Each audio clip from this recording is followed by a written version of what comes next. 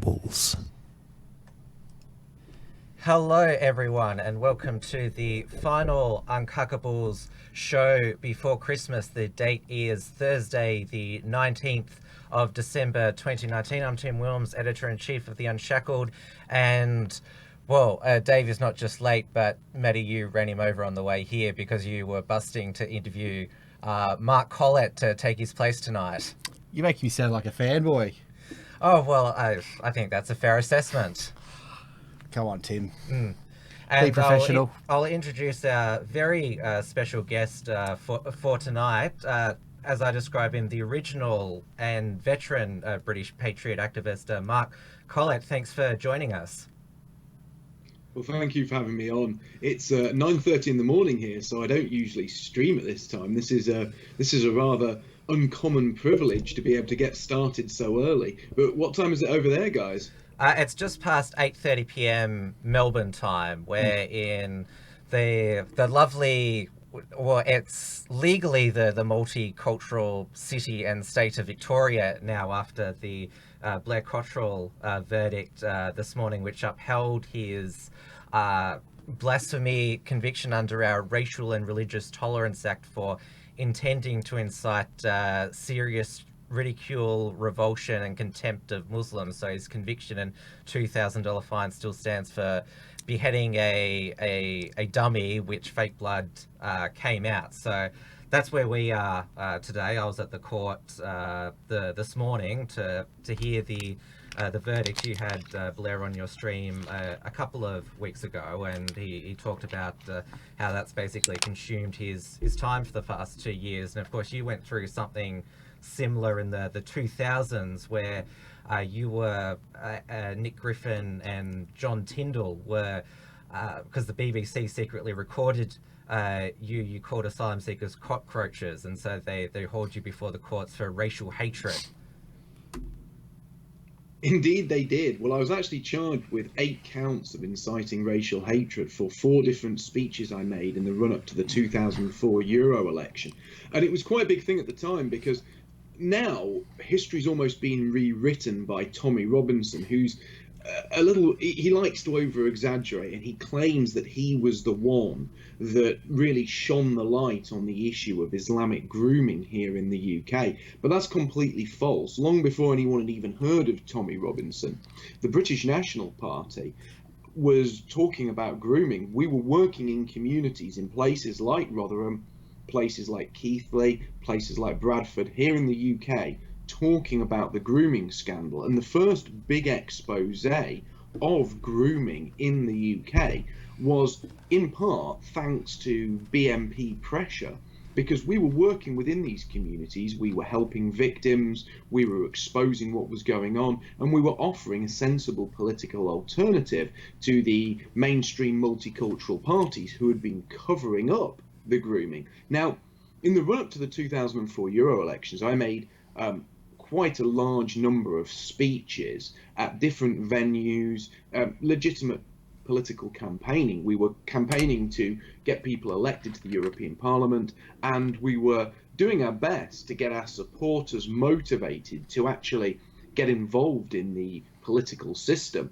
And all these meetings were private meetings as well. They weren't public meetings, they were private meetings. And I was taken to court, charged with 8 counts of inciting racial hatred, but I was found unanimously not guilty on all counts. And that was quite a watershed moment, because had we been found guilty of those charges, it would have set a very, very worrying precedent that what is said at private meetings or in private venues or potentially in the privacy of people's own home would then be punishable under the law. So you could essentially have a family sat eating dinner, in front of the television, and one of them makes a comment, somebody reports it to the police, and the precedent would have been that would have been something they could have been charged for. But thankfully, we were found not guilty, and that was a very, very important sort of watershed in sort of ensuring that there was genuine freedom to speak out, at the very least in private. We had a Australian Human Rights Commissioner, that's one of our glorious national institutions, Gillian Triggs, who said, unfortunately, we can't police what people say in the privacy of their homes. So they want to do it, but obviously they're not game enough to do it yet. But they actually changed the law after the three of you were found not guilty to make sure that religious hatred was included as well. Yeah, and religious hatred is one of those really funny things. I'm actually, before we started this, I'm actually editing a video that I'm going to upload on Friday about a Netflix show that's being aired in Brazil, which mocks Christianity. Now, this Netflix show called The First Temptation of Christ is actually, it's meant to be satirical, it's meant to be humor. It's about Jesus coming home for Christmas, and with him, he brings his homosexual lover. Now, that is obviously quite shockingly blasphemous and insulting to Christians. Yet when it's done to Christians, it's always sort of artistic expression, freedom of speech, it's your democratic right to mock or criticize or blaspheme Christians and Christianity. But when it's done to any other religion, it's hate speech and it's intolerance. And Christians must also be absolutely tolerant of everyone mocking them. They must rise above it, they must be meek, they must turn the other cheek, they must laugh along with this sort of condemnation and mockery. But at the same time, Christians must also show just how tolerant they are by not doing that to others. So it's almost like this one-way street of mockery that Christians have to endure, but no other religion must ever be mocked or criticized. And really, when you look at that, not only is that insane for the obvious sort of double standard, but also Christianity doesn't practice the kind of, I don't want to get you guys into any trouble here, but doesn't, because I don't know what your sort of race laws are there, or laws about, you know, saying the truth. But if you look at some of the practices that take place at the hands of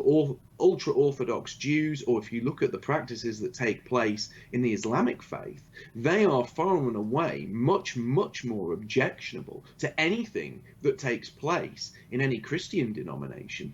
And I always find it not only very, very annoying and also very telling that this is the case in sort of mainstream society or in the media and the establishment, but it's also in many ways the case in the right wing, the quote unquote far right, because there's so many sort of Zio sort of neocons that are happy for Christians to be mocked, but would never have a word said against Jewish extremists, or in some cases against certain Islamic extremists. Now, there are people talking about Islamic extremism, don't get me wrong, but you'll find a lot of these Zio neocons will also protect what goes on in places like Saudi Arabia. So you have this huge double standard on all levels, and really people like us are the only ones who will tell the truth on these issues and call for true freedom of speech, because it's got to be sort of one way or the other, hasn't it? You know, you either can't blaspheme anyone or you can blaspheme everyone. Having protections for one but no protections for the other is just absolutely shocking and unfair. And it's much worse than mere blasphemy as well. I mean, there's that obvious double standard where they can say whatever they want about our Lord Jesus Christ, but they can, you know, if we were to do something like that about Muhammad or whatever the Maimonides or whatever the Jewish prophet guy is, then they would be absolutely furious. And it's worse because homosexuality in Christianity is a horrible sin. It's like, it's considered one of the worst. I mean, if you read the Old Testament, it's right there in the first book. God literally destroys a whole town for practicing homosexuality, and all through the Bible, he's very clear. Homos are sinners, and it's wickedness, and you'll go to hell if you are a homosexual. So they're basically going out saying that Jesus Christ is a wicked sinner. And if we come around and say, oh, well, actually, you know what, homosexuality is a horrible sin in Christianity, then all of a sudden you're a homophobe and it's hate speech and you're not allowed to say this. So I just take a different tact. I figure, you know what, I'm a Christian. I don't think you are, but I'm a Christian, and I'm very open about that. I don't care what people say. if God says homosexuality is a sin and that a certain tribe of people are contrary to all humanity, which is the actual quote, then I'm going to say it. And I don't care what law you throw at me, because Jesus Christ got nailed to a cross for telling the truth. So, you know what, if I lose my bank account or whatever for expressing my devout religious beliefs, then so be it. Christians have got to stop falling for this cucked Ziocon nonsense where Christian Zionism is blasphemy. It's not Christianity. They've got to stop falling for it. They've got to actually go back to what the Bible actually teaches. And the Bible's very clear on this group that they worship and how you're supposed to treat them and telling the truth and all that kind of thing. But because of the funding and the Schofield Reference Bible, they've all been sort of funneled into Christian Zionism, which is blasphemy. Like it's complete. It's a false doctrine. It's idolatry, and it's actually all these Christians. You know, if their pastors aren't wicked, then they're extremely silly, because by their own religious belief, they're condemning all their followers to hell. So they should probably go back and think about what they're doing. And I feel it's part of my job as a Christian to explain this to people and just let them know exactly what the Bible does say about certain things and about Christian Zionism and how we're supposed to go about it. Well, there's a couple of really interesting things as well, especially when you're looking at Judaism. And this is where I always like to point out the sort of hypocrisy, especially in the UK, of like the Tommy Robinson movement, because ultra-Orthodox Jews have a practice where they circumcise baby boys, and the rabbi sucks the blood it's from the tip of the penis. Horrific, and actually infant Jewish boys have died from it. Yeah, but I mean, imagine now, just think for a second, if Christians were doing that, there would be national uproar. If Muslims were doing that, the Tommy Robinson movement would be demonstrating outside every mosque where that took place. But because that happens in Judaism, no one says anything. There is also a group of Jews. The name of this particular group slips my mind, but again, they're part of I believe it's part of the ultra-Orthodox community, who take to the streets and take live chickens in their hands and beat these live chickens to death in the street. Now, this is something that happens in places like America. And again, you see this huge hypocrisy. The animal rights brigade, the vegans, the vegetarians, all these people who are all about ending cruelty to animals, who would be against anybody eating meat, who would be against anyone drinking milk. Many of them are absolutely appalled, if you use any form of product that comes from an animal. But none of them are saying anything about these truckloads of chickens which are sort of taken out onto the streets, and Jews beat these chickens to death in the street in some, what I can only describe as a bizarre ritual. And again, it's not just mockery and criticism in the media. It's not just that other religions escape that kind of sort of pillorying at certain times of the year. I mean, Christians have to suffer that, but they also escape any of the kind of criticisms from pressure groups, special interest groups, or lobbyists. They're given a free pass on every front. And then you start to realize that this is all an attack on Christianity, because Christianity is obviously central to our moral value system. It's central to our traditions, it's central to our way of life, and the church used to be central to communities all over the Western world. So by attacking the church, by undermining the church, by destroying Christianity, they seek to destroy morality and to further atomize our community. Well, our most high-profile Catholic, Cardinal George Pell, he was the treasurer at the Vatican. He's currently in prison at the moment. He's been convicted of historical child sexual abuse from 25 years ago on basically a hearsay evidence. And so they've been very eager to make sure that they had two trials. The first one was a hung jury. The second one convicted him and he was sentenced to 6 years. But there was a lot of obviously resources in making sure that he was found guilty and locked up. And so the Catholic Church has... Australia's always been sort of had a mixture of Christian denominations. It hasn't been like Britain has, mainly dominated by Protestant Church of England, Church of Scotland. So that's an interesting part of Australia that's going on at the moment that I wanted to share with you. Sort of regarding the sort of the subversion of the church as well. It is easy to point the finger at the tribe. I mean, obviously, a lot of the effect that they're having, their religion, it's essentially now, ever since, for 2,000 years, basically it's been opposed to Christ, the kind of anti-Christ, if you want to put it that way. So yeah, there's always been that element there in that religion. The thing is, it's not just their influence.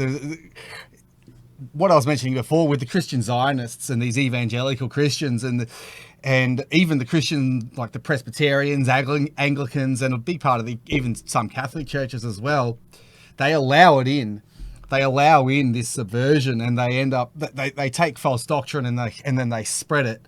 So you'll go to churches these days, and I mean, the easy example is to point out the churches that will allow homosexuality. I mean, that's obviously just rubbish. Yeah, you've made that point. But then there are others. But then there are other churches that you'll go there, and it's just one big party. They'll put it up. It's just a party this and a party that. It's like, church isn't supposed to be a party. You're not supposed to go to church and listen to music and go, oh yeah, that's wonderful. No, you go to church because the Bible is supposed to be our moral and cultural direction.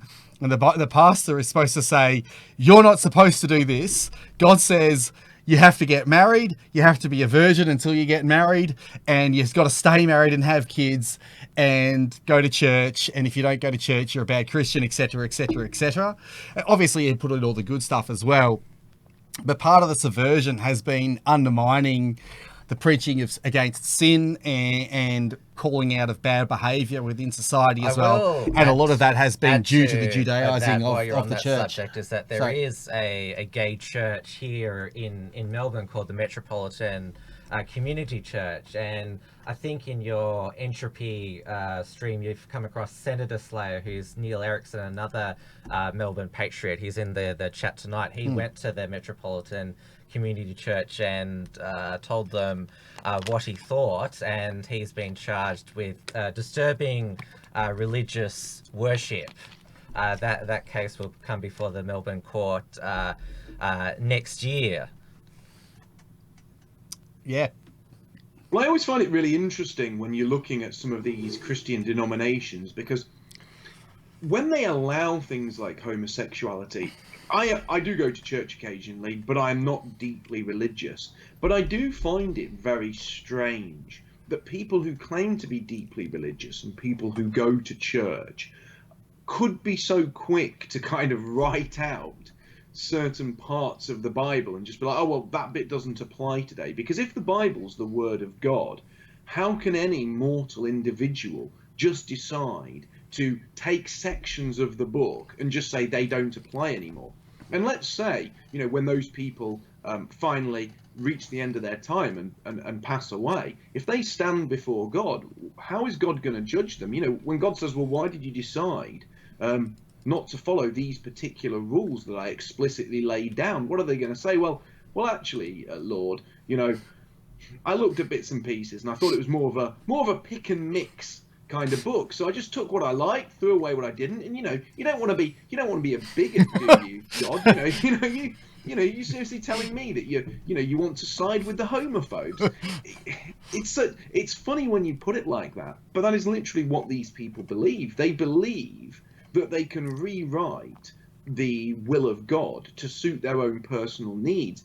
And I think that says an awful lot about the sort of selfish, materialistic, hedonistic nature of our society, that people would take something sort of as sacred as religion and essentially twist it, turn it, and mold it into something that just absolutely suits them, just so that they feel better about themselves. Because these people don't really want to be invested in what it's really all about. They just want a twisted version that suits their own specific lifestyle. And that is, as I say, very few things could be as telling as that to sort of how far wrong our society has gone and just how insane certain people are. Yeah, you've basically nailed it right there.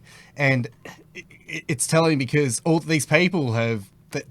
what they're doing is they're twisting the doctrine, exactly as you said, to suit what they want to do. It's like, well, I don't like this, but God says this, so I'm going to just go over there, but ignore the fact that something else tells them that what they're doing is completely wrong.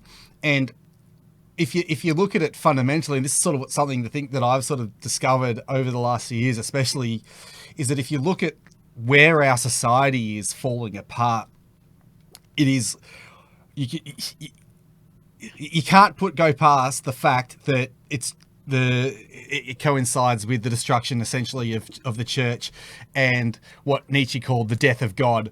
So that it started all the way back in the 18th century. Now I know you know who sort of rose to the fray in the 19th century. You know who rose to the fray in the 19th century. So we can all see that, but at the same time, we have to take ownership of it ourselves, and the churches have to take ownership of it themselves as well, and understand that when you do away with the moral fabric of your society and the values that made you what you are, then you can't be surprised when 50 years later or 100 years later you have 18, 19, 20-year-old girls throwing up in the street, and then they end up being 30-year-olds and they've had 50 partners and no man will marry them, and then they're 40 years old with no children, and our birth rates, our people's birth rate is below replacement. So I truly believe that it all comes down to the destruction of the church, whether through self-destruction and it's sort of a combination of self-destruction and outside forces. I mean, the outside forces were always there, but we allowed them in. So what I'm getting at is the solution where I think we need to go back to is that the real traditional family, the traditional lifestyle. And you sort of talk about white well-being. I would rather divide us up by ethnicity, because when you talk about family, like, what is your family? Your family is you and your wife and your kids, and then it's your extended family, and it's also supposed to be your community, who are supposed to be an extended family, and your nation, which is an extended family. So once you put family at the center, and God over the family, the nation sort of comes into, it all sort of falls into place. And you can sort of say, well, no, if you're a foreigner, you're not in my nation. Like, if you're a Pakistani, you're not British because you're a Pakistani. And if you're half Pakistani, well then, okay, you're half British and you're half Pakistani, but you're not full British. Yeah. And it all, in terms of nationalism, it falls into place. So my point is ultimately is that true Christianity is nationalism, and you can't pull the two apart, because God's really clear about that right at the start of the book. Before Mark answers, I'll just do a bit of housekeeping, because a few people have said that they can't get on to Entropy, though I do see that we do have people over there. There's been Mark knows Entropy quite well. He introduced your show to a new introduction. I'm very grateful for that introduction. Yeah, it's been very good. Software update which you informed me about, but it seems that a few people are having trouble getting over to it. I'm not sure what that is about. Yeah, people need to use the new link. The issue is what happened with Entropy, I speak to the developers. Now, when you start an operation like Entropy that uses a Google interface, you get a certain number of verifications, which mean a certain number of people are allowed to use it at the same time. But Entropy has grown so rapidly that they were exceeding the number of Google verifications they were allowed to use. And they had version 1.0 of entropy and version 2.0. And now they've been re-verified for a higher number, but version 1.0 is finally defunct. So if people are using the Chthonic software link to version 1.0, that no longer works. The only working version of entropy now, with which can and this can accept a much wider, larger number of users, is the entropy.live link. So if you're not using an entropy.live link, it isn't going to work. We had this issue with my show the other day because I didn't realize there'd been like a big switch over, but now that's all sorted. We were using it last night. It works great, but obviously these guys are doing amazing to sort of bring Yes. sort of like bring super chats to people who can't get monetization. So bear with them, but just make sure you've got the right link, which is entropy.live, and then the user, whatever your username is, after that. Yeah, I've been putting the new link in there, so that should you do have to sign in again to interact every time, and we also are streaming again to DLive, which is of course the blockchain-based live streaming platform where you can give us lemons, which are the cryptocurrency over there. And Matty, you're finally getting into your groove. I'm noticing your rants to Mark are a bit longer, but I've let Mark hold his breath while I got those housekeeping things in. So do you remember what Matty said? Yeah, there's a couple of things I wanted to address, and one of the things I think is quite important. In our movement here in the UK, we have a lot of women, and men tend to talk about degeneracy. And when men tend to talk about degeneracy, they always say, "Oh, well, there's young girls out in the street, and they're being sick, and they're lying in puddles of their own vomit with the skimpiest little skirt on imaginable. And these young girls need to pull themselves together and have children." But I do believe that men deserve their fair share of criticism too, and I think it's very unwise to heap this all on women, because I know an awful lot of men who maybe they're not going out getting sick, dancing all night and ending up in a puddle of their own vomit outside a fast food restaurant at sort of 4 a.m. like many women are. But these men are doing equally unproductive things. They're not getting jobs, they've got no education, they just sit at home all day, they play computer games all night, they're fat slobs. And I believe that women are quite malleable. When you deal with women, it's a lot easier for a strong man to speak to a woman and shape her into something much better, to sort of reform her thinking. But to do that, you have to be a strong man. And I think there's too many men out there who aren't taking care of themselves, who aren't holding up their end of the bargain, and are very quick to criticize young females, but take little or no criticism themselves. And I've seen this in our movement. I've got to say, this isn't going to make the most popular guy in the world, but I see these guys who say things like, well, I want a 10 out of 10 Playboy bunny. She's got to be 10 out of 10. She's got to look like a Playboy bunny. She's got to understand deep nationalism right to the very top. She's got to understand lots and lots of different deep philosophical and political points. She's also got to totally understand all the rules of the latest edition of Warhammer 40k, and she's got to love me sat there on an evening playing League of Legends and collecting computer games. So basically these guys are looking for unicorns. They're looking for this sort of fantasy girl. And then you say, well, what are you going to offer her then? And they're like, well,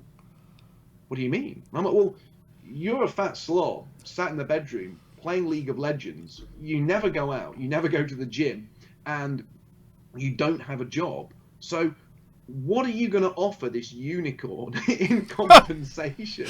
It's like that her amazing time. And I do think that a lot of guys who are very quick to critique women could do a lot more to get those women on board. Now, I can assure you, this is very, very easy to do. If you go to the gym, you lift weights, You cut rubbish out of your diet and you turn yourself into the Chad. Picking up these women who are very attractive and maybe a little bit wayward is very easy to do. And once you have picked them up, getting them to believe in what you want them to believe in can also be very easy to do if you are what these women want. And generally speaking, if you present yourself as a confident, upstanding man who's got a lot about them, women will come to you and you can reform their thinking. So I do believe that in bringing back a better way of life, this has got to be both on the men and on the women. And I don't believe that men have a particular sort of position to sort of shout abuse at women for sort of letting the side down, when so many young men are equally letting the side down. I mean, I'm going to be 40 next year, yet I still go to the gym 3 times a week. I still do a 10K run every Sunday morning. And when I say I do a 10K run, I'm not one of those like complete fannies who you see out running with like, you know, leggings on and a big hoodie and a hat and gloves. You know, I go out running in the snow in my t-shirt and shorts, and I'm pushing 40. You know, if you want to be treated like a real man by these women, and if you want to be respected, you have to hold up your end of the bargain. And if you want the ultimate sort of 10 out of 10 unicorn woman, you at least have to offer something that is going to attract that unicorn. And I believe that's something we need to do. And as a community, we need to focus on being the best we can. We need to focus on being role models ourselves, because role models become beacons. And at the moment, we are in a moral sewer. We are sort of floating. You know, we are little floating islands in this sort of sewage that has been poured into Western society by Hollywood, by the media, you know, by the group that can never be named. And ultimately, we have to be beacons in that moral sewer. We have to stand apart from the rest and say, look, there is a better way. There is a better way to live your life. There is a shining light out there that you can follow that will lead you out of this moral sewer to something better. But to do that, we have to all be the kind of people that normies can look up to and follow. And unfortunately, if young men want to make that difference, if young men want to attract quality women, and if young men want to be leaders and they want people to follow them and listen to their ideological points, they have to transform themselves into people that can be leaders or will be seen as leaders by normies. And believe me, it's not a difficult thing to do. And I know, and people are going, I wouldn't want to get out of bed on a Sunday morning and go for a run. Well, do you think when it's snowing or it's freezing cold or there's driving rain, when I wake up on a Sunday morning in my cozy bed, do you think I think, wow, this is going to be the best thing I could possibly do and look forward to it? No. But once you've done it, you do feel 100 times better about yourself. And if you don't do it, if you come up with an excuse, if you skip it, if you miss it, if you just sort of fold under the pressure of the warm duvet and the snuggly bed, later on that day, you feel rotten for not getting off your bum and actually doing something productive. So set yourself goals, set yourself little achievable goals sort of every few weeks, every month, so you're gradually improving yourself. And then you can become a leader, and then you can actually go out there, and rather than just offering criticism to young wayward people, you can offer them a better way, and these people will look up to you, and you can become a community leader and make a positive change for our people. Yeah, I fully agree with what you said there, especially putting the burden on men, or boys really, and getting them to turn into men. Because I think what we have to understand as men is that it's our job to lead women, and it's our job to be that light. I mean, you sort of made a really good sort of a good image there, was where we got to be the beacons in the darkness. And if you think about it, a light shines much brighter when it's in the dark. So if you are that big example, the really good example, then you'll just stand out to everyone. And it is important for men to act as a leader within their community, or within at least their family, or even just lead themselves to becoming a better person. And also, I'd also put a little bit more burden back on some guys as well, because it's not just the women out there that are just going out and getting drunk and throwing up in the street. There are men going out there and going, oh, well, you know, the guys who are already naturally chads going, oh, well, you know what, I'm a big man and I'm going to go and sleep with 50 women in a year and just do all that kind of thing. And I mean, if you're that kind of guy, you have to look at yourself and think, well, what am I actually getting out of this lifestyle? Are you one girl after another? It's just completely hollow and empty, when you should be going out and if you did do this, if you went out and you met a really nice lady, and you know, she might not be perfect, but like you said, you can lead them to the beliefs that you want. Women are quite malleable. They will follow you. They will naturally follow a strong leader. So if you are that Chad kind of guy, you will be much happier finding the best girl you can, who's going to be a good mother, and she's going to be in a stable relationship, and you're going to have, you can have children. And then when you look back at your life, when you're 50, 60 years old and you got grandkids, you're going to think, well, I'm so glad that I stopped going out trying to pick up slags every single weekend. It was the best decision that I ever made in my entire life. So it is incumbent on everyone. And obviously, it's not just women who are doing the wrong thing, but I think a lot of the mistake guys are making is that they're following women out there and they're saying, oh, these women are doing this, so maybe that's what they want, instead of saying, no, we're men, we're going to lead, this is what we want. And then you be the high value guy and women will be attracted.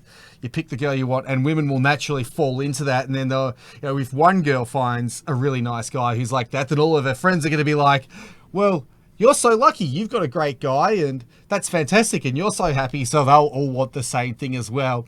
Which is why it's really important that we all work on ourselves and be that example, like you said. And you've been in that.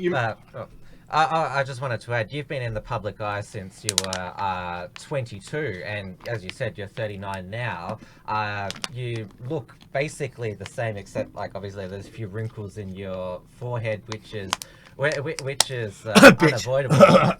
But yeah, like you've got a young daughter now, and in that we're going to talk about it, that infamous Channel 4 documentary, Young, Nazi and Proud. The reporter, who will name and shame, David Merdell, he kept going on at you for how you were ever going to get a girlfriend who accepts you. That was his sort of thing. And then during when he's filming you, there's a girl who broke up with you, and he's sort of like, oh, you got done. By the end of it, you've got another one. And obviously, years down the track, you've got a daughter now, and it's the philosophy that you're just spoke about before. You've lived it. It's not just something that's thought about online in a forum, for example. Yeah, indeed. And I just want to clarify something. There has been other women in that 17 years as well. I haven't lived like a monk for the last 17 years. It's a very sort of, oh look, you had a girlfriend when you were 22, and now you've got one and you're 39. Yeah, there's been. Yeah. I wasn't implying that.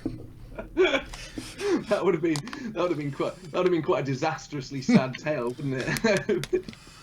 But yeah, a happy story. But a happy ending. Yeah, exactly. That's the important thing. And I've got to say, I have lived my life. I'm not going to sit here and sort of say to people, look, I've never gone out, I've never had a beer. There's footage of me drinking entire sort of jugs of beer back in my youth and all things like that. I have had some fun, and I'm not saying to people don't have fun. But what I am saying is, there is a time the fun ends. And young men and young women, have always had a beer. They've always gone out. They've had a bit of a party. I don't think there's any young man out there throughout the history of time who hasn't had a hangover, who hasn't got drunk, who hasn't had a wild night. And the same can be said of women as well. But the big difference is now people aren't growing up. And that's the big difference. So I see people now who are my age or even older who are still going out and trying to live the life of a 21, 22, 23-year-old. You know, if you're 21, 22 and 20 or 23, or, you know, in your late teens, letting your hair down and doing wacky stuff isn't the end of the world. But if you find that you're still doing that in your early 30s, maybe you should look at yourself. And if you find you're still doing that in your late 30s or your early 40s, maybe the alarm bells should be ringing. You see, one thing that needs to be made clear, you should be, and I speak from a man that didn't do this. I've only just got all my affairs in order over the last sort of 2 or 3 years. But it's a good idea to get your affairs in order and to be settled down in your 20s by the time you're 30. If you leave it to your 30s, it gets much more difficult and you have to be much more on top of your game to sort everything out. If you leave it to your 40s, it's not just harder, it's exponentially harder. And if you leave it to your 50s, well, it's almost impossible. So I'm not saying to people, don't go out there and have fun. I'm not saying that you've got to live your life like a monk, but try to remember that one of the big things that's pushed upon people in the West is this idea that the hedonistic lifestyle that we all live can be extended indefinitely. And before I settled down with the woman I'm with now, and before, you know, my daughter was born, I did date quite a few women. And I remember I went out on a date with a girl, and it was probably about maybe 3 to 6 months before I met the woman that I'm with. And she was actually a bit older than me. She was already nearing 40. And we only went on one date. And I remember sitting in a pub with her. And one of the first things I said is, look, you know, would you want to have children? Because I definitely want children. I think basically having children is the meaning of life. Procreation is why we're here. You know, every species on the planet is here to try and survive as long as possible and to procreate and pass on their genes. That is literally the meaning of life. So if that's not for you, it definitely is for me, and I'm not here to mess around, so let's just go our separate ways. And she was appalled by what I said. Now, she was a little bit older than me, and she was like, well, I don't think that's the meaning of life. And I said, well, what do you think's the meaning of life then? And she says, well, I like having several holidays a year. I like going skiing with my friends. You know, I like having a bottle of wine when I come in the evening. And I looked at her, and she was still very attractive for her age. She wasn't some sort of pig. You know, she certainly wasn't fat. She'd been a fitness model in the past. She had a great body. She kept herself in wonderful shape and looked very young for how old she was. But her kind of key to happiness was as long as she had people to go out with, and as long as she could just about still pull off acting like she was in her early 20s, she was going to carry on doing that. But that was going to be at the expense of her settling down, having kids, and ultimately her eggs were just going to rot inside her, and she was going to do nothing about having children. Now, from personal recollection, I'll tell you this. My grandma had 9 children. That's on my dad's side. She had 9 children. Now, that's a lot of children. How dare she? But when she died a few years ago, I remember going to her bungalow as she was lying on her deathbed. And her bungalow was so full of people, her children, her grandchildren. You couldn't get in there. In fact, people had to come in shifts. And when they came, the house was so full that not everyone could get round her bedside at one time. In fact, one group would go in, they would sit with her for 15, 20 minutes, then they'd move out of the bedroom, and another group would come in and sit round her. And that must have been like, no one wants to die, but everyone knows they're gonna die. But that must be the best way to go, lying on your deathbed with so many people wanting to get into the room, there's a queue. Now, that shows that she was loved, she was respected, and she'd had a full life. Now, this woman that I went on the date with, what's her deathbed going to be like? staring at the Employee of the Month awards that she won once, having a look at, photos of her when she attended a fitness event when she was in her 30s and saying, wow, 40, 50 years ago, I had it going on. Will there be a couple of cats scuttling around the bedroom floor? What is there going to be? A couple of empty Lambrini bottles from notable nights out with the girls. Well, this bottle of Lambrini was necked in, 2019, at this particular event. That's not really going to be something that helps somebody pass away with a feeling of completion, with a feeling that they did everything with a smile on their face. And the same applies for men. But with men, there isn't the ticking timer. Like with women, you really need to have had your children by the time you're 40 or you're going to struggle. And I just urge men to be better men and go out there and win over these women and take them in your arms and do something more with them. And I urge women, please listen to what I'm saying. Because the woman I'm with now, when I first met her, she was quite focused on a career. She was quite focused on working. She was quite focused on something that I wouldn't particularly approve of. And now we're happily together. We've got a house. We've got a beautiful daughter. We are so happy. And, my daughter's happy. My woman's happy. And you start to see just how much more complete a woman is with children.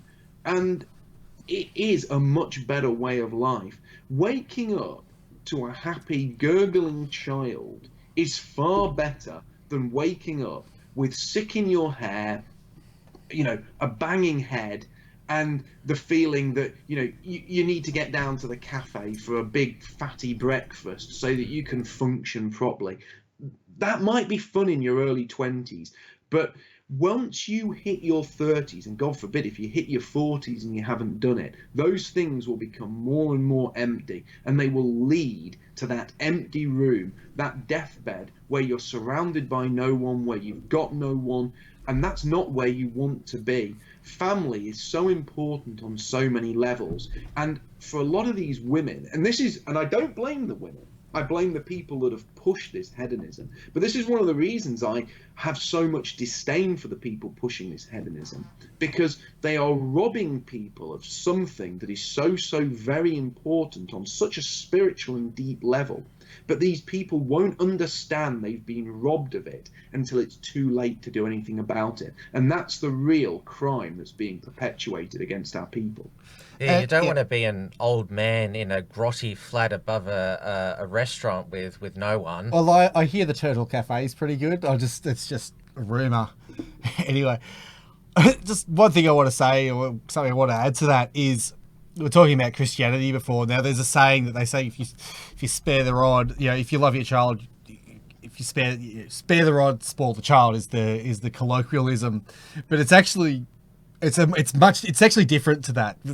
What the Bible actually says and what the saying actually is if you spare the rod, you hate your child. Applying that to what you're saying there with men and with women, and also with men, but mostly with women, is that if you don't tell them the harsh truth, and the harsh truth is the wall is real.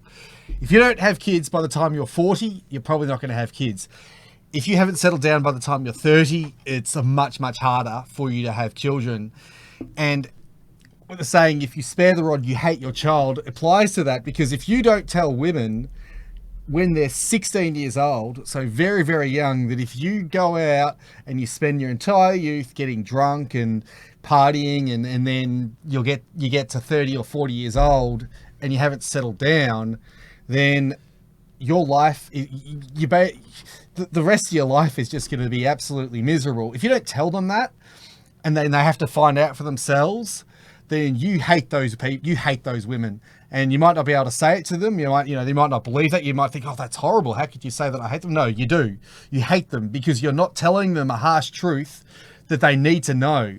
Because if you don't tell them, then they're going to find out later on, regardless, because it's the truth, and they're going to suffer for that.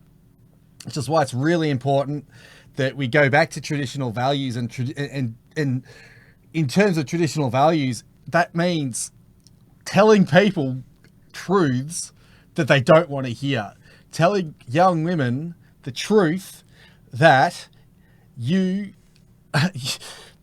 wall is real and you might be attractive when you're 18, 19, 20, 21, but when you're 35 years old, you know, you hit 30 and it starts going off, and then you hit 40 and it's just bang, you're basically cooked.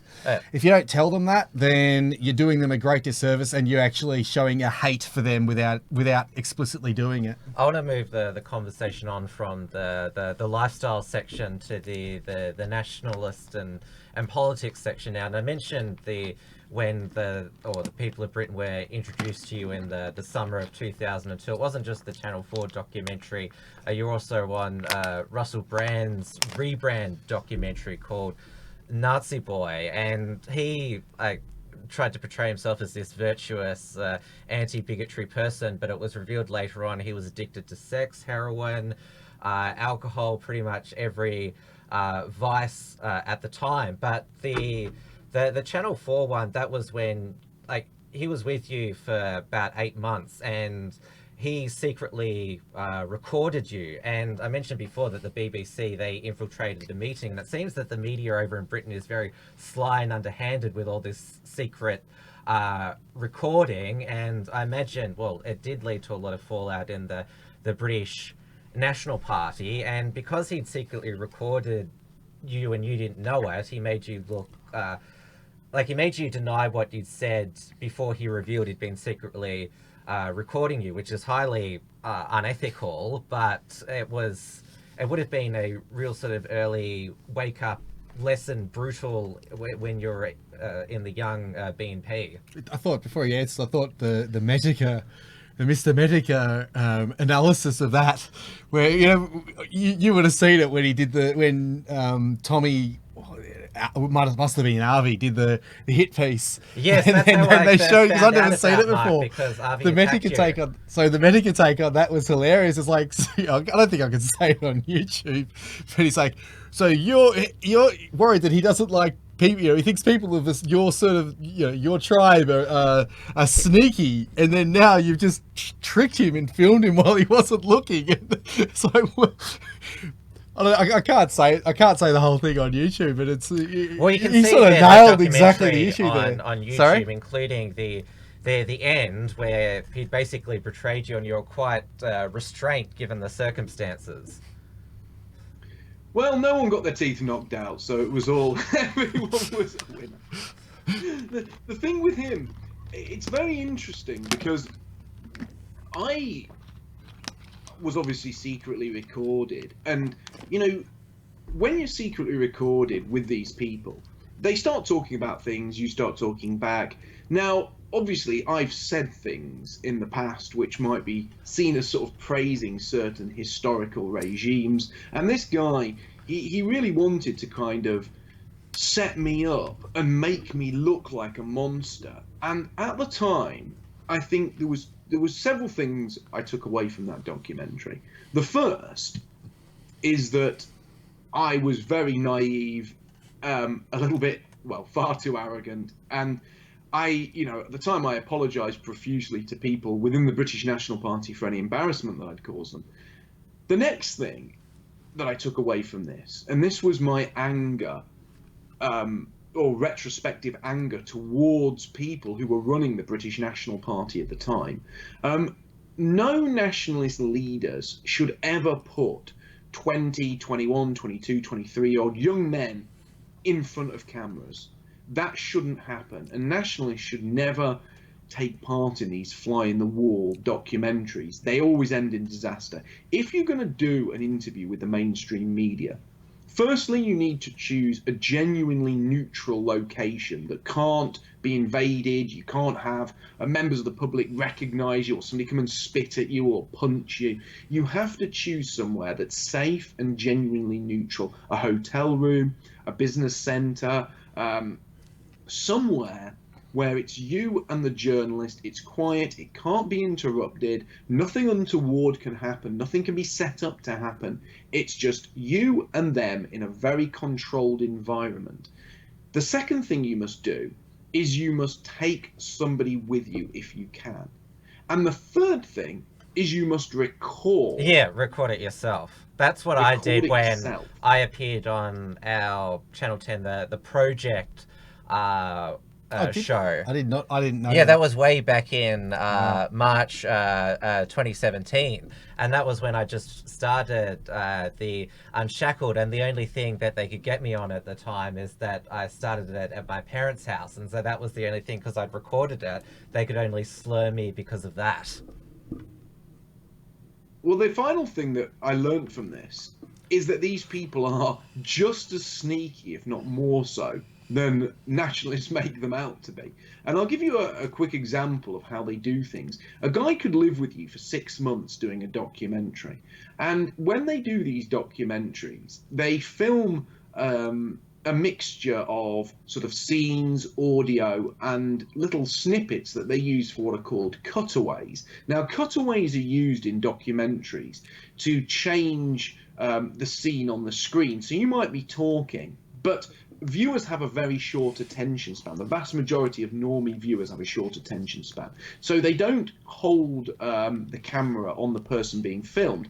They constantly cut away to something else to set the scene. Now, you might live in an absolute palace, which is cleaned to a spectacular degree. But one day, because it's cold or it's been snowing, your bin might be overflowing, or there might be some mugs in the sink. And what they'll do, for that one split second where things look bad, they will film the bin, they will film the mugs in the sink.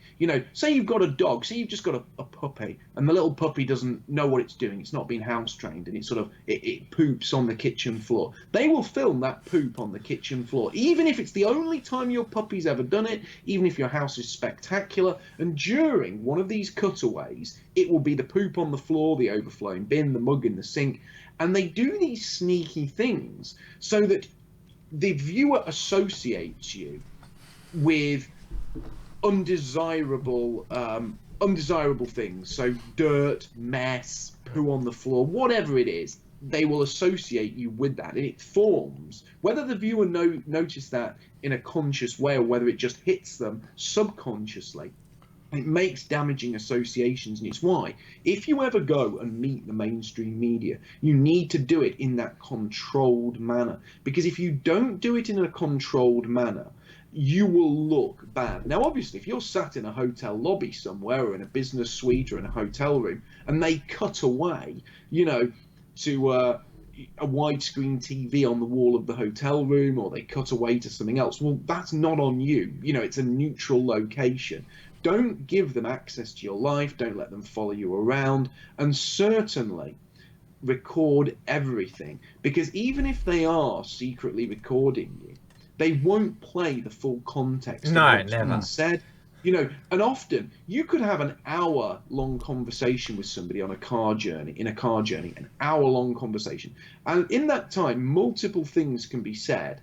And something that you say could be completely in context. And when it was actually heard in its original context, would be completely understandable. But once it's snipped out, juxtaposed with a horrible cutaway, it will paint you as the devil. And that's why, I look back on that, and I will definitely say I learnt an awful lot. I was arrogant, I was foolish to go along with myself, but nationalists who were seasoned nationalists who were leading the party at the time should never have allowed that documentary to take place. And looking back on it, I urge all young people and all nationalist parties, stay away from the media unless it's utterly controlled, because if you think these people are sneaky, well, when you get to know them or when you deal with them, you'll realise they're far sneakier than you ever imagined.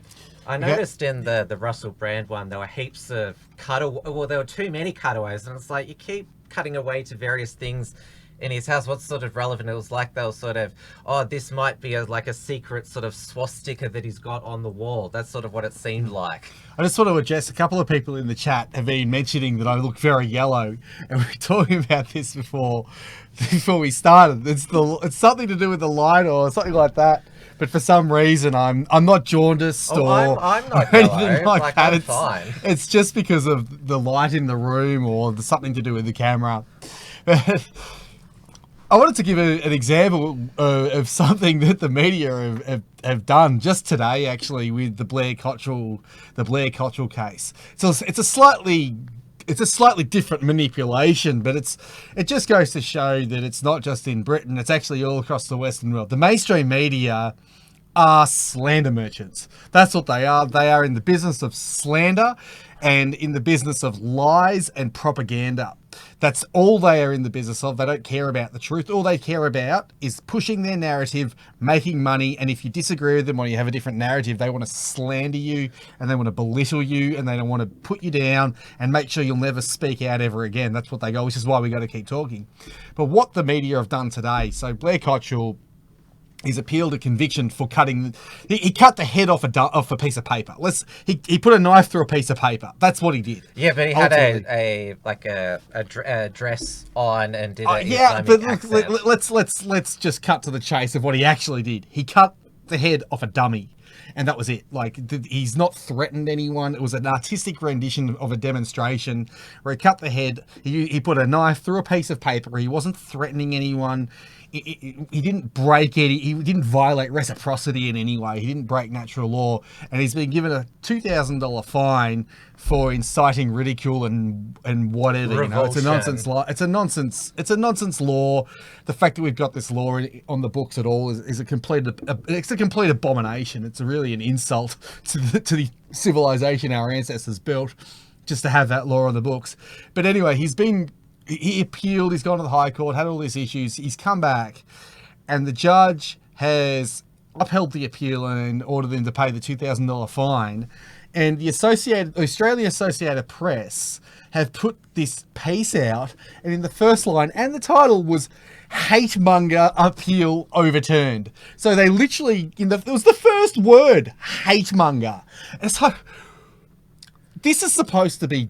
I thought you were journalists. Like, and you claim to be objective journalists. In the section 25.2 that mentions the word hate mongerer or hate. Where's that in the? It's not in that subsection, section 25.2 of the Racial and Religious Yeah, Tolerance Act. there's no hate monger word. They've just they can't used legally this word. call him that. And it's not.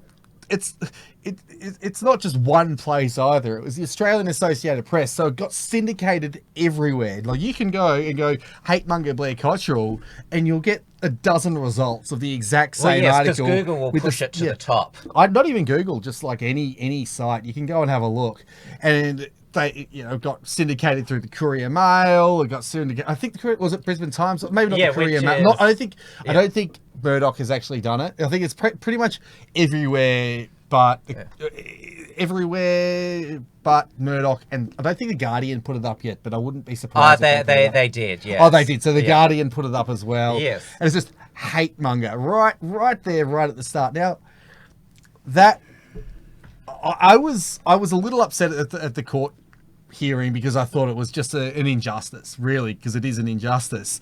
Well, the law is unjust. The law's unjust. Exactly. The judge upheld the law. Yeah. That's what the law says. But the law itself is actually unjust. Yes, it is. But and you're right.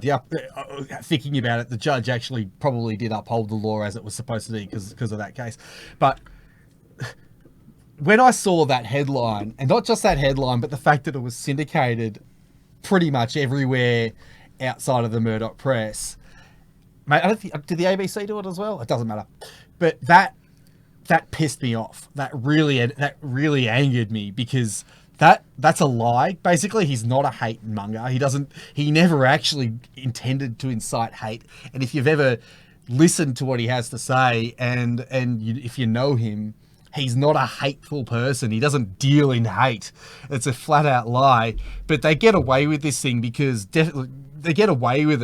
because, first of all, we don't have the money to sue them. Like, we don't have the resources to sue them. And even if we did, they would just say, oh, well, he got convicted of inciting hatred, therefore it's an accurate description. But it's not.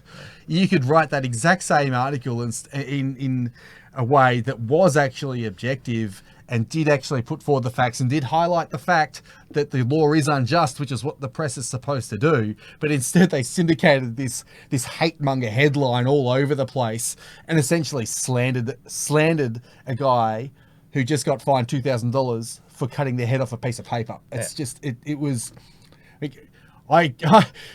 Journalistic, unethical journalism really annoys me. It really gets to me. I think it's horrendous that it's allowed to go on. It's been allowed to go on for so long. And you mentioned Murdoch there. You have Murdoch papers in the UK, and Sky, the pay TV network, used to be owned by Murdoch. But the communists and socialists in Australia, they blame Murdoch papers for the fact that our conservative Liberal National government was re-elected in May, and they're doing the same thing with Boris Johnson's re-election. But the Murdoch papers, they've been slurring nationalists as much as the other media outlets. Well, Blair Cottrell came on my show a couple of weeks ago now, and it's actually amazing because he's one of the nicest, most well-spoken guys you could possibly hope to meet. He's really friendly, he's really accommodating, he was a joy to work with, and he's so intelligent and well-spoken. And when you look at the way the media portray him, especially because of his size and sort of his Chad-esque looks, he is portrayed as this kind of, as you say, like a hate monger, a thug. At best he's kind of viewed as some sort of brutish lad, but none of those things are true. And when you actually meet him, it shines a light on just how disingenuous the media are. Because if you put Blair in front of the cameras and you actually had him debate or discuss any of the issues on which he stands, or any of the issues that he promotes and talks about with any journalist, he would absolutely wipe the floor with it. That's the problem. That's the problem. That's why they hate News. him, because they did take him on the shows. Like, he went on Hack Live, which is an ABC, which is our public broadcaster, and he went on Sky News, which I think he told you about, and just he kills the debates, he kills the interviews. Didn't say anything extreme. And he's very reasonable, comes off very well spoken, like you said, and they hate him. They absolutely hate him for showing him up because they think he's stupid, but he's not. No, he's. You see, in this country, we have certain sort of quote-unquote nationalist leaders, and they sort of live up to kind of almost like a hooligan-style, persona in the way they do things. They're constantly involved in fights, scuffles. There's always some kind of trouble or controversy. And I think the reason they hate Blair so much is because that's what they want from him. They want him to be that trouble-causing yob, and they think that's what he's going to be, because obviously he turns up in those sort of tight t-shirts looking like he's about to burst out, and they think, oh, he's going to be he's going to be someone that we can pigeonhole, somebody that we can show up, somebody we can use to embarrass the right. And of course he's not. He's so erudite, he's so good at putting over his point of view.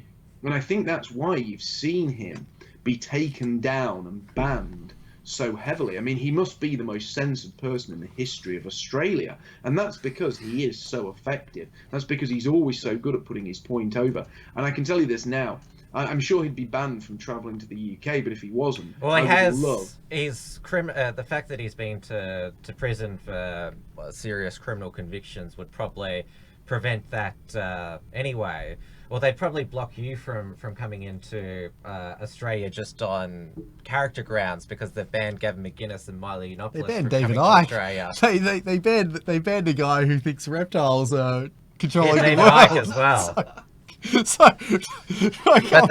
don't get me started. Don't get the chat started on David Icke. I get people come to my show, and we went through a little thing of people coming to my show, and they'd ask me, little groups of people would ask me questions about somebody who said wacky things, and when I gave an honest answer, like the reptiles, the whole show would get derailed, and the rest of a 2-hour show would end up with the chat just spamming stuff about our reptile overlords. I don't know.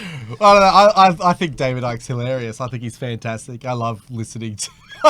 I love really whacked out things like ancient aliens and all that kind of stuff. So for me, it's just this is great fun. I love it, but I can see how some people would just think, what a nutcase. He does some.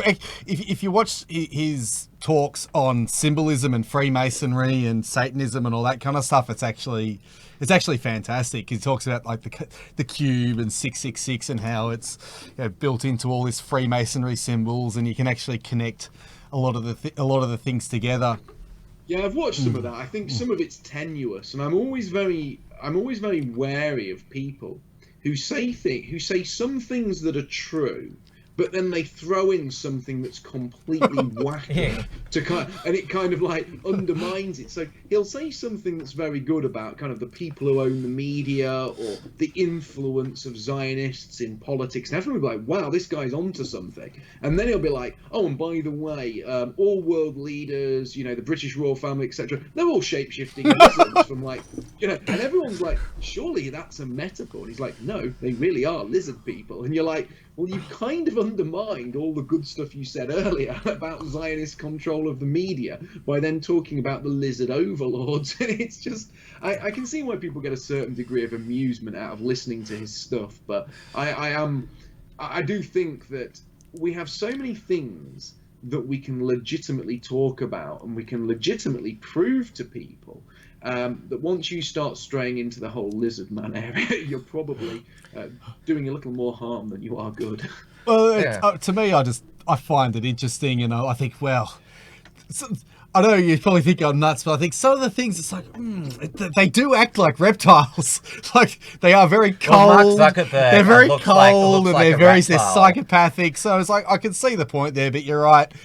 It's sort of like a distraction. It distracts us from the real message, and that is essentially God, King, and Nation. And I know that the royal family, when I say king, I don't mean the current royal family. I don't know how much we can say, but God, King, and Nation is basically what we need to be focusing on. Our people, our values, traditions, and working for the Almighty and our family, basically, and we do that, and we'll win our lands and nations back. Sorry, I got 2 3-day bans from Facebook for simply sharing my recent interview with Blair and mentioning his name, and you're only allowed to mention him on Facebook if you call him a racist, fascist, Nazi, and they've got no actual footage of him saying I'm a Nazi. They've got a Facebook account and a YouTube account which wrote pro-Hitler comments. And which is fake.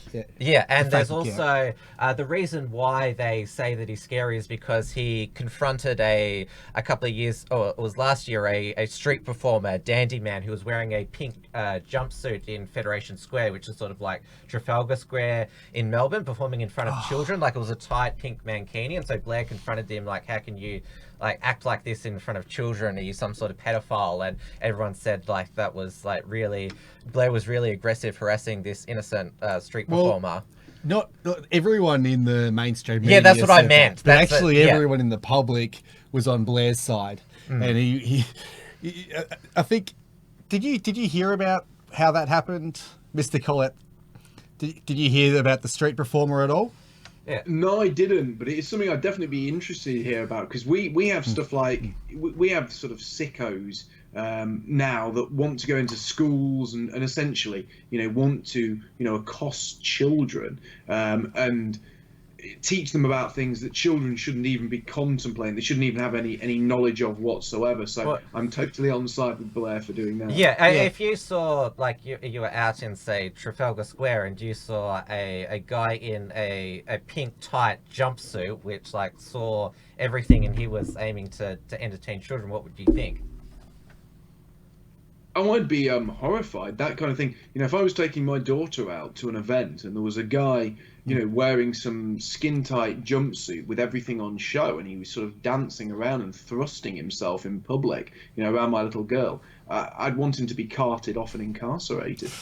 Yeah, and that's what we probably would have done. But he was granted a permit by the City of Melbourne to perform. Yeah. Well, what's happened there? So I actually interviewed Blair about it a week after it happened.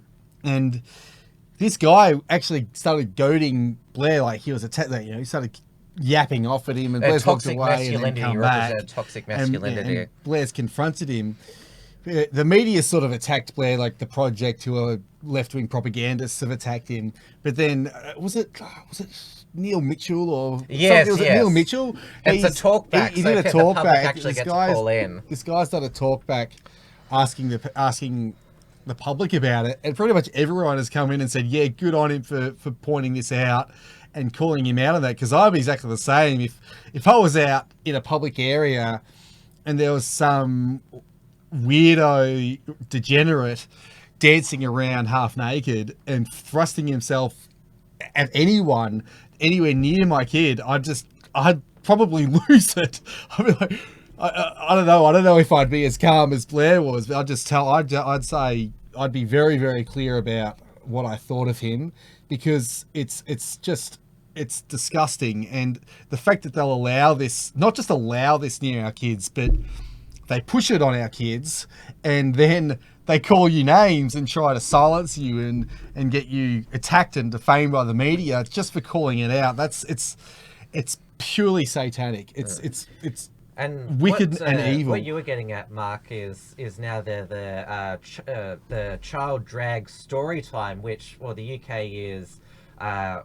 It's always been years ahead of Australia in that cities like Birmingham now are basically Muslim cities. And, Birmingham and London. Yes, and also there's like schools have unisex toilets now, and yeah, there's these child. And it's catching on here. We're always a few years behind the motherland in Australia, but we're catching up. Yeah, I think the way it sort of filters down, it tends to go through English-speaking countries first. So what you'll tend to see is America starts these degenerate trends, and then the degenerate trends come to the UK. They come straight over to the UK, and once they've been embraced by the UK, they then filter through to places like Australia and onto also into mainland Europe, and they're then everywhere. And the UK seems to be the sort of second place that catches it. But all of these things tend to emanate from America. America has been, well, it's on the verge of being ethnically not white. You know, white Americans will be a minority by about 2040. Yeah. So that's not long at all. And on top of that, all forms of sort of moral degeneracy and sort of insanity seem to flow from there, from Hollywood, from the American media. Everyone is downstream of that. And ever since World War II, that's effectively been the case. Since the Axis forces lost World War II, America has had a stranglehold on the Western media. And America has basically been poisoning the entire Western world. And that will continue now until either A, something very drastic changes in terms of America has a moral reawakening, or secondly, America simply collapses or withers away, or their entire sort of structure in their nation ends up being pulled down by the sheer number and weight of the amount of illegal immigration, which is obviously having a massive, massive effect on their infrastructure. Well, California's already a shithole with, well, people shitting in the streets and people living in, there's all these tent cities, and that's, I know you've had to say about Nick Fuentes that's in America they're in First. the blues. Yeah. It's like America is literally affected by blue. Well, it's turning the states blue. are flipping blue. California's now blue, Virginia's blue, and... That's not what I was getting at. Yes, Nick has basically said that demographics, the demographic change minorities, they always vote for Democrats who enforce these extreme left policies. Virginia is now wanting gun confiscation. New York just allowed illegal immigrants to have driver's licenses. And it's because it's a federation of 50 states, a union of 50 states, I should say, that certain states go down the tube first. No, I agree. And when people say, well, you know, how close do you think America is to collapsing? Well, I don't know. I mean, it would be hard to say, to put a date on it. But the fact that you do have major American cities now, which have, you know, tens of thousands of people living on the streets, and the streets are literally covered in feces. They actually have a problem where the streets are having to be cleaned on a daily basis by people who, sometimes you see these people in what look like, hazardous chemical outfits because they don't want to be covered in themselves. There's needles everywhere. There's people sleeping rough. The crime rate's through the roof. The traditional American malls and shops have all closed down because people don't go out anymore. They just order everything off Amazon. And you can start to see a nation which is beginning to collapse under the weight of people who really have no rightful claim whatsoever to come and live there.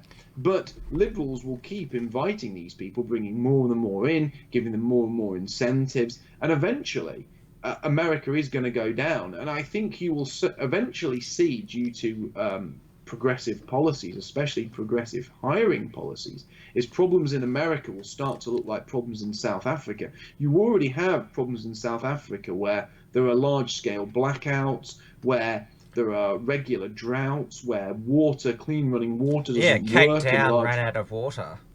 Yeah, and this is because as soon as blacks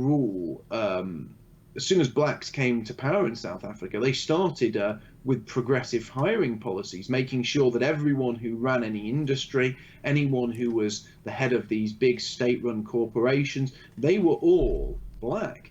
And the fruits of that are clear to be seen. And I think the same will happen in America. You will start having these big corporations, these big utilities, especially in progressive states like California. They will be forced into making these progressive hires and changing their corporate policies. And off the back of that, you will start to see huge structural failings. And the only hope for America, or the hope for America that I see, is because it is 50 separate states, you may well get white states or much whiter states look at places like California and say, you know what, we need to change the way our state is run so our state doesn't become California 2.0. And I think that could lead to the United States effectively, maybe not breaking up in terms of sort of a civil war or secession, but breaking up in terms of being seen as one cohesive country. There will be areas that are progressive, multicultural, run by Democrats, and there will be areas that are the very opposite of that, run by Republicans. And I believe that those Republican areas will thrive, and that will present in time a real problem for the globalist system, because you will have such a stark difference between states, and that difference will be measured along racial lines, and that will be good for us anyway, because you'll be able to say, look, it's quite clear, states that are ethnically European are absolutely lovely to live in, and states that have drank the progressive Kool-Aid and have let people in from all over the world, they are living hellholes, just like South Africa is. We've got a question on entropy. We are coming to the top of the hour. I want to address what he was talking about there. I've still got a lot of things I want to ask Mark, but we're getting to the top of the hour. I want to talk because he's talking about something that I need to bring up. Be more succinct. I'll be as succinct as possible. Because I've been very liberal tonight with you. Yes, Tim. I can always come along again. I can always come on again if there's other things you want to ask. You can always book me again. You can come on my stream. You can come on Monday. Do you want to come on Mondays or like Monday morning at 10 or Saturday night or Saturday morning? You can talk about this later. Yeah, we can talk about it another time. Anyway, you had John Mark on your channel a few months ago, and he was predicting this civil war, and he actually did another video, Civil War 2.0. I'm not sure if you've seen that. It was excellent. You should go check it out. But he just did another video last week or earlier this week, because he sort of talked about how it might sort of separate into different zones, and he discusses that as well, where he mentions, well, what they could do is essentially force these four big blue cities, which is where pretty much every Democrat is, in 4 big blue cities. So like LA, San Francisco, New York, and Miami, I think it is. Or no, Miami's cool. Or whatever. Well, there's one other. And you can see it on the map. Like if you actually go to an electoral map, you can see where they all are. And what he was talking about was actually forcing them to become independent city-states and rather than a secession of states, just telling them, no, you're independent states now, you can't affect us at all, and then you'd have to basically instate a policy of ethnic homogeneity, which is what America was supposed to be, just like Australia and just like Britain is supposed to be. I mean, if you're British, you are ethnically British. If you're American, you're ethnically American. That's genetic. Same with Australia, and just reinstating that law, which I think is going to, for America, that will actually end up being the solution. And it's probably going to, in the long term, be the only real peaceful solution in Australia. I think maybe England as well, although I don't know if you'd want to give up London, but, be interesting to see what you think about that. Well, firstly, I don't think there's going to be any civil war. And the reason I don't think there's going to be a civil war, especially not here in Britain, is because in Britain, we've already lost London. London is already a place where white Britons are a minority. Birmingham is a place where white Britons are a minority. Leicester is a place where white Britons are a minority. Well, that's where it all started in the 70s, because I watched a documentary about the National Front, and Leicester was sort of the... Let him finish his point, Tim. Well, I'm just giving a bit of background, because I like to give the full facts, that Leicester was basically the guinea pig for this multiculturalism in the UK. Yeah, I finished my point. You are correct, and I was brought up in Leicester, so I do know that well. But my point being that people didn't rise up and take to the streets. People didn't rise up and fight back when any of these places became cities where whites were a minority. So why will they fight back when Manchester, Liverpool, Leeds, or any other city becomes a place where white Britons are a minority? You see, the problem is, all of this happens house by house, street by street, town by town, city by city. It's like a creeping shroud falling over the West. And I don't think there is going to be a civil war. And I think when people talk about civil wars, it's very unproductive because it kind of absolves people from doing anything now. People just say, oh, well, I'm going to do something when the war starts. But what if the war never starts? The issue is we have to focus on the current situation. We have to focus on politically organising now so that we don't lose more cities, so that we have white communities, so we have communities where people of European descent come together and form ethno communities and win political power in their areas. You see, ultimately, the only way to go back to what we want to go back to, the only way to save our people, is to look at what we've lost. And this takes us back to the start of the show. What we've lost is community. The reason we are losing, the reason we are being bred out, the reason we're being displaced and replaced, the reason our young men and young women are running wild and not having children and have no morals, all of this is because we don't have community. Community binds you together. It allows you to form a shield wall. It allows you to protect yourself. It allows you to impose a moral framework upon the people within that community. But once you take away community, all of that goes and we fall apart and we become atomized, we drift away, and then we focus on ourselves. We become selfish, hedonistic, materialistic. And that is why, rather than talking about fanciful civil wars or armed uprisings, I like to focus on forming positive communities where we can come together, where we are no longer isolated, and we can start rebuilding the genuine structures that we've lost. Yeah, I think it's a great point to leave it off, actually. I think that was an excellent sign-off. Mark's going to talk about, from that segues into him talking about Patriotic Alternative, because the British National Party is pretty much dead now. Did you leave or were you expelled? What was the end result for you? Bit of both. Bit of both. Bit of both. What happened was there was sometimes success is obviously, it can be a very good thing, but success can also be a very bad thing. And when the British National Party achieved electoral success, there were several very, very bad things that happened after that. And those bad things broke the party, and the party split along several lines. And then it went through several more sort of splits after that. And by the end of 2010, the British National Party had gone from being its biggest and most powerful it had ever been to being just a shell of what it was. And it's amazing to see how quickly that happened. You see, the BNP took sort of nine or 10 years to build up to its biggest electoral success in. And when I say 9 or 10 years, I mean it properly got involved. It was functional long before that, but it properly got involved in electoral politics in 1999 in earnest. And it took them 9 years to, took them to 2009, sorry, to get to where they wanted to be. But then it only took a matter of months for them to destroy themselves. And that was done for a mixture of factional infighting. There were problems with money. There was problems with several high-profile TV appearances. And there was also...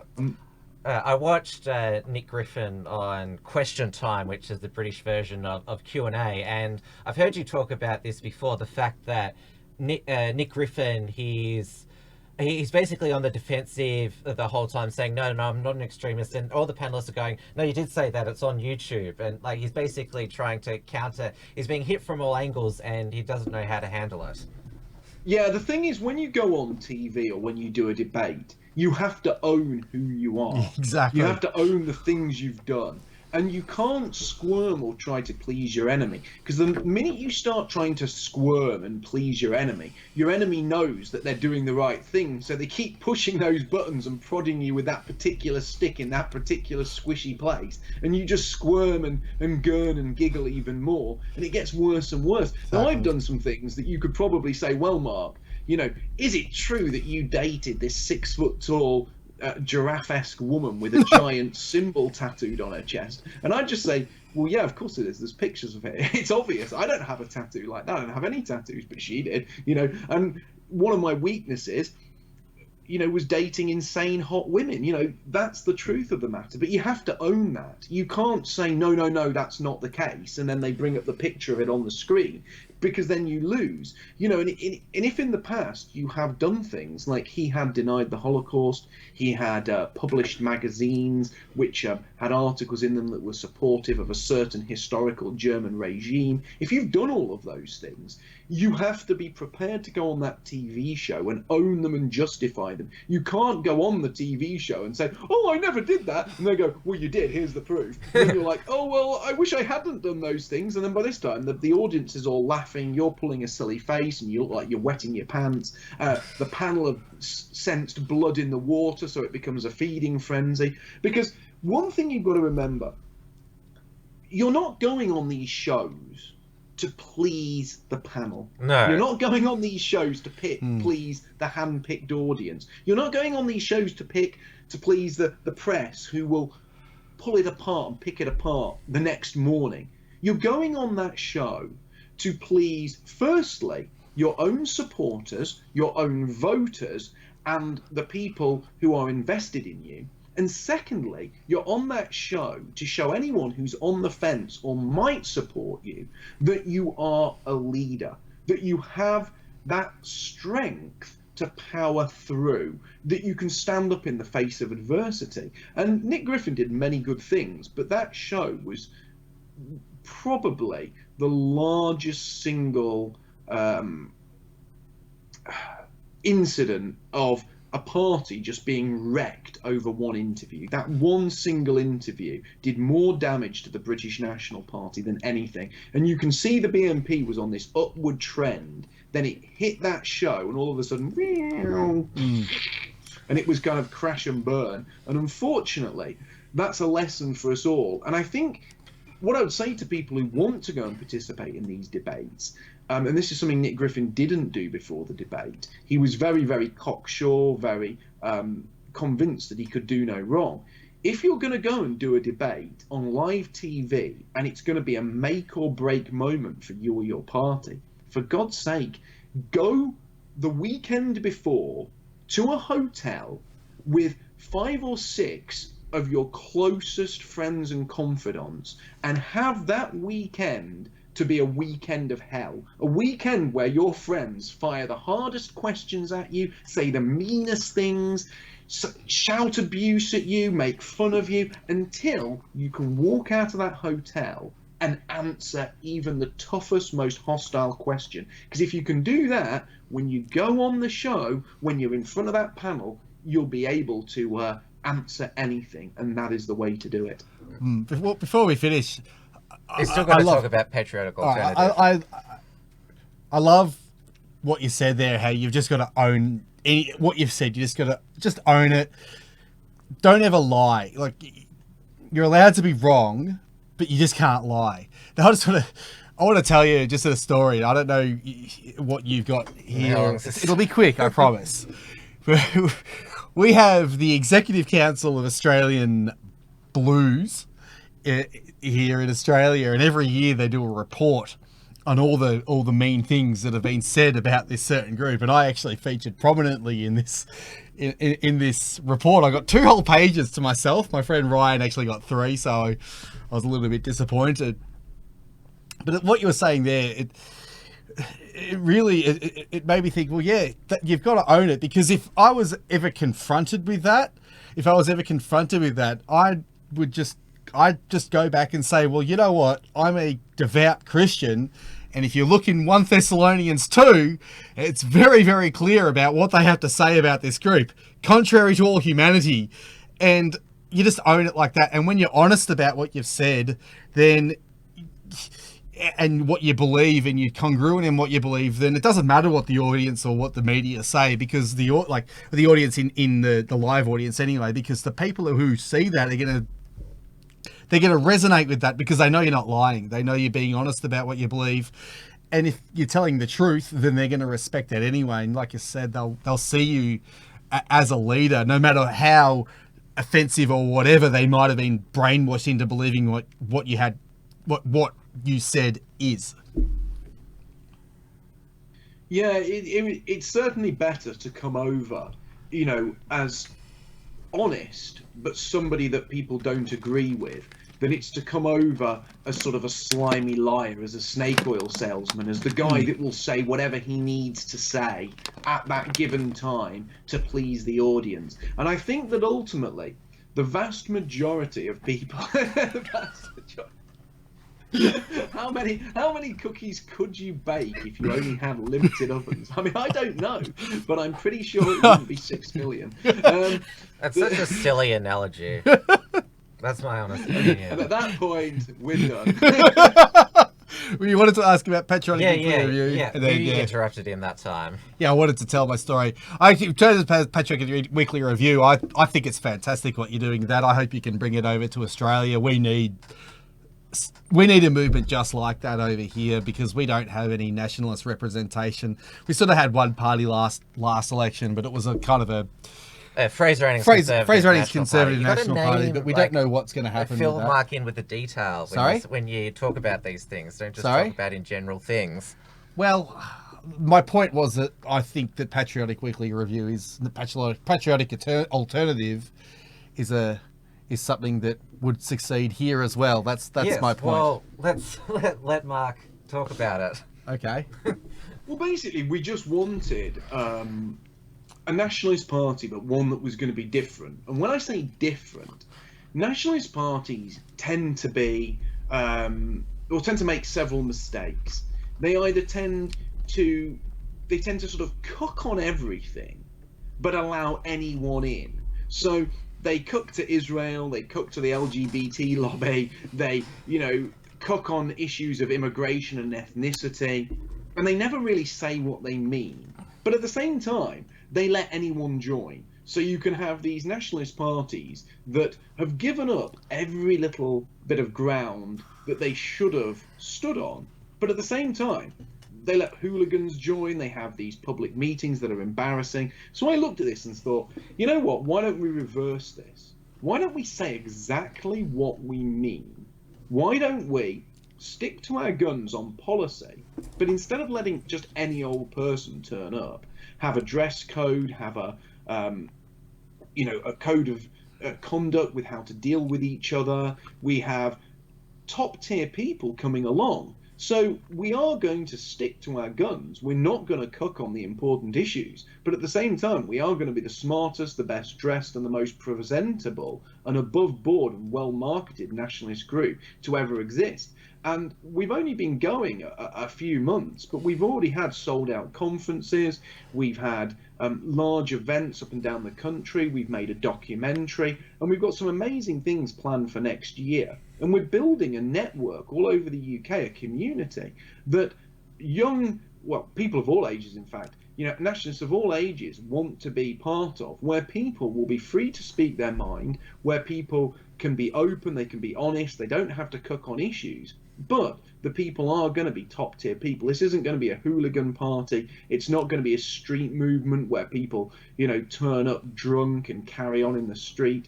This is going to be sensible community politics, reaching out to the public and holding top tier conferences and events that you can be proud to be a part of.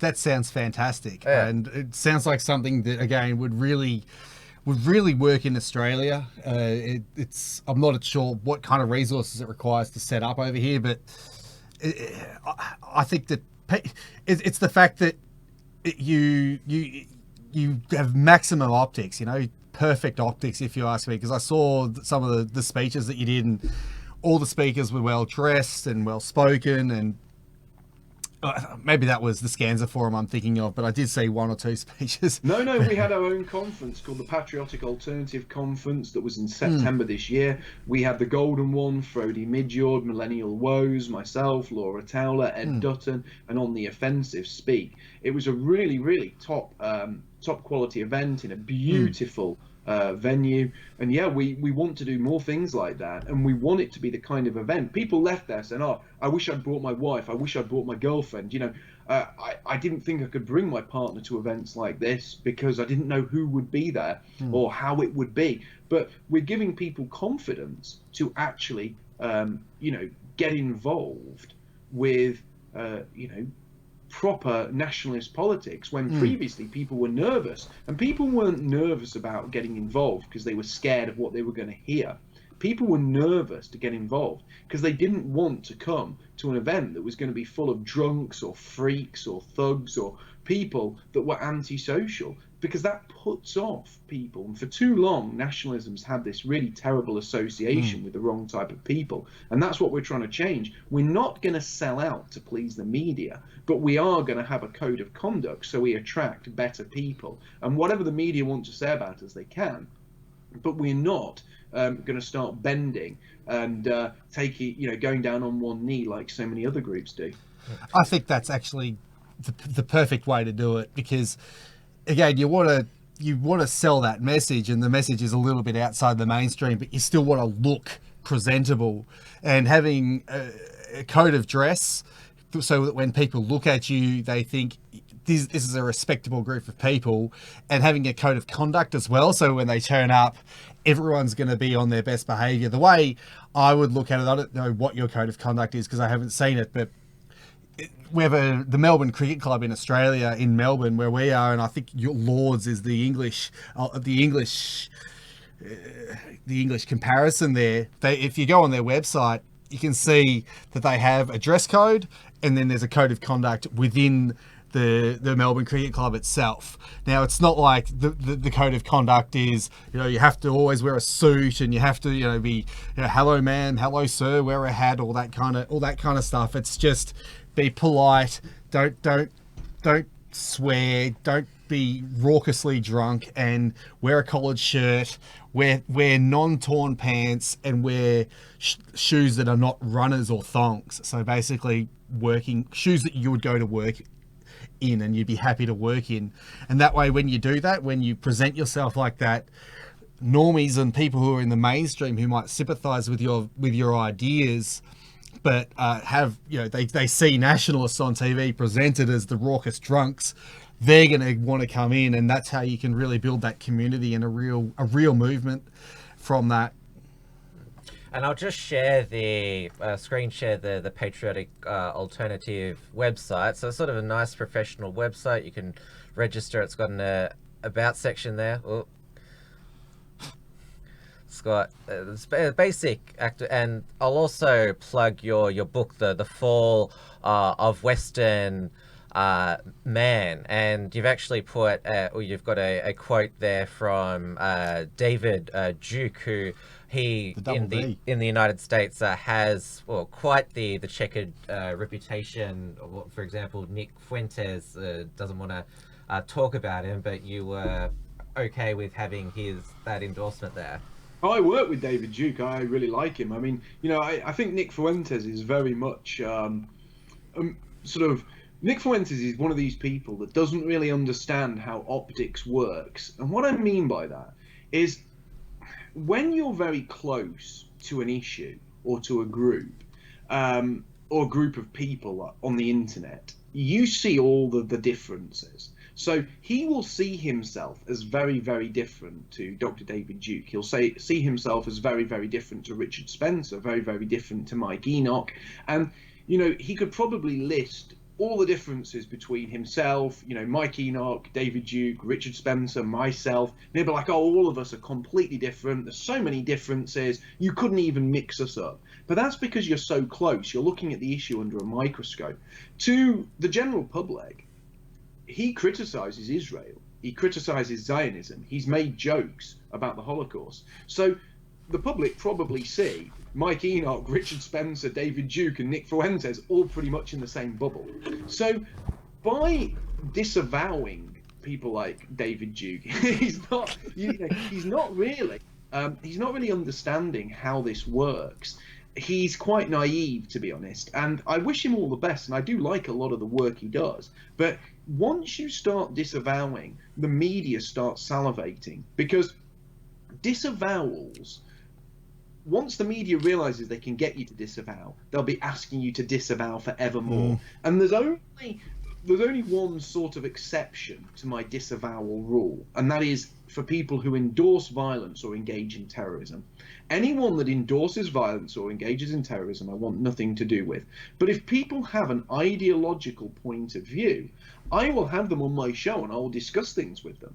Now, you might not agree with Dr. David Duke on every single thing, but who agrees with anyone on every single thing? But the fact is, the guy has written an amazing book, well, 3 amazing books: My Awakening, The Secret Behind Communism and Jewish Supremacism. All of those are fantastic books. They're all worth a read.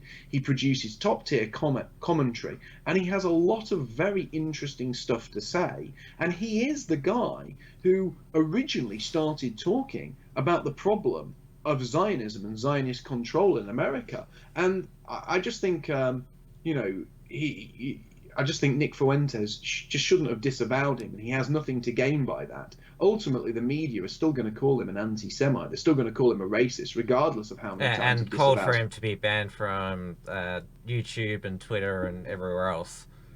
Look, put it like this: who do you respect more? Do you respect the enemy who stands up to you and says, look, you can do what you want to me, you can put the sword to me, you can kick me around the floor, but I'm never renouncing who I am? Or do you respect the enemy that grovels at your feet going, oh, please, please, I'll do whatever you say if you spare me? You actually respect the enemy that stands his ground. You respect the enemy that holds on to his beliefs until the end. And if you want, the media will hate you no matter what. But secretly, these people will respect you and maybe even fear you a little bit if you stand up to them. They're not going to respect anybody that kowtows to them. And the more you kowtow, the more you bend over backwards, the more they'll expect you to grovel, the more they'll expect you to bend over. So my advice to young nationalists like him: don't disavow people, and also don't think that groveling to the media will do you any favors. They will still come for you, and they will still deplatform you regardless of what you say.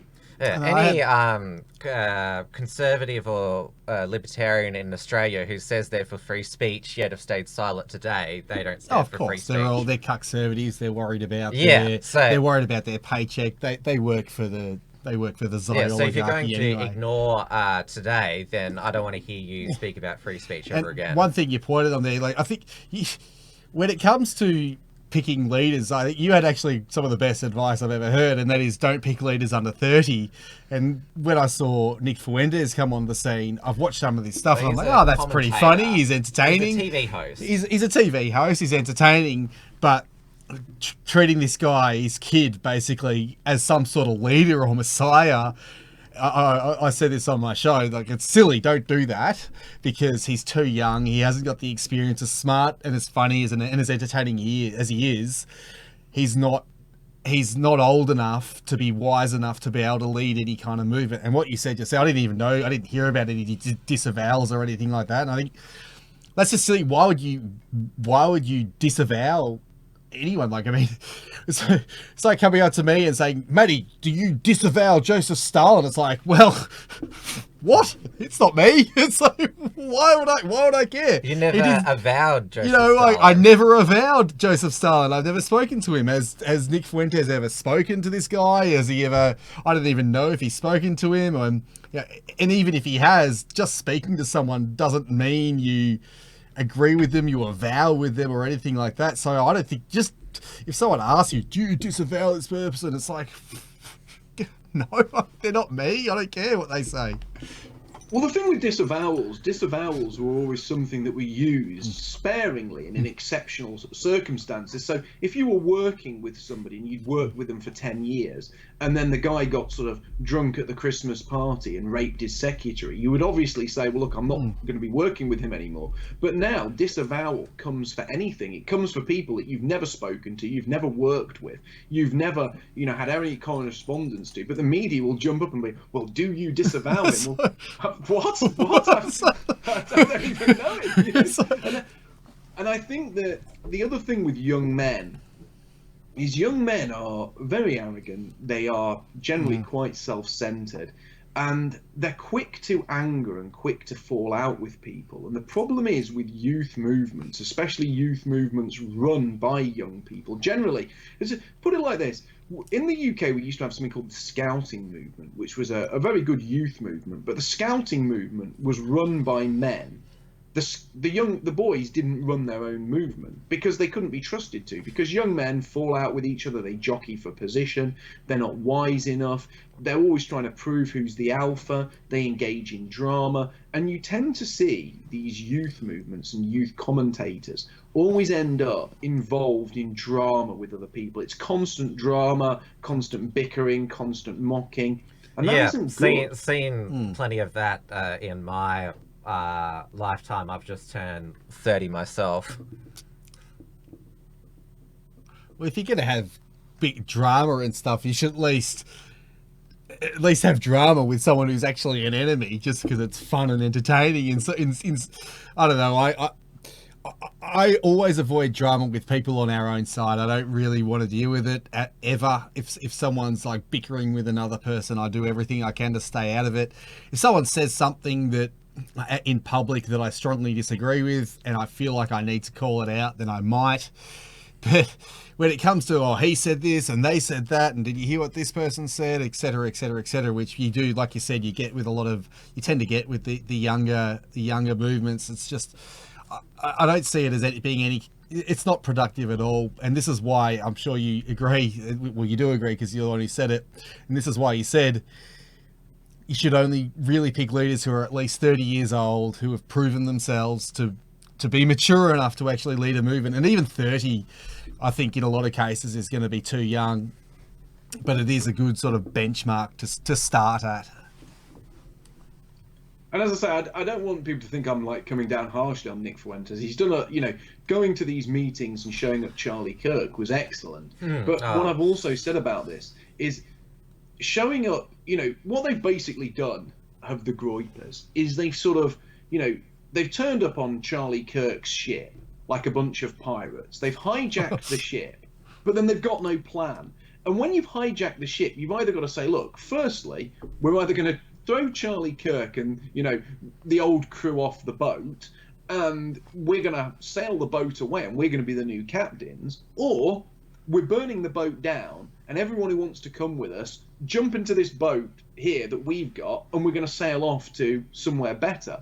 But you can't just set fire to the boat and go crazy, but then have no plan to escape. There can't be, Nick nowhere has to said go that afterwards. what he ultimately wants is to get a truce with Turning Point USA, so they'll cede to the Groyper's demands, and Never he gonna believes happen. that he's made Never gonna progress happen. with that. That's nonsense. Look, you're not going to do that. The thing is, Charlie Kirk, you could put it like this. It wasn't that long ago, I think it may be about a month ago, when it was exposed that Israel had spy devices in and around the White House. Okay? A couple of weeks ago, it came out that Jeffrey Epstein was working for the Israeli state and he was being controlled by Mossad. So he was grooming hundreds of white girls, pimping them out to politicians, then using that to blackmail those politicians into serving the state of Israel. Now, all of these things are documented. They've all happened.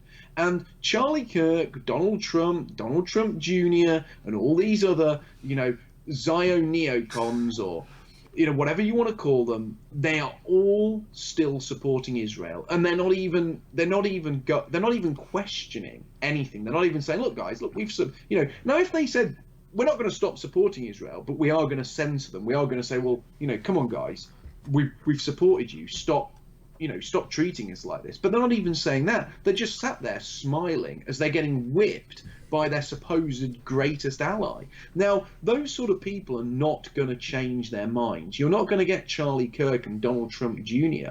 to disavow Zionism, to stop being Israel first. These people would fall upon their own swords before they ever did that.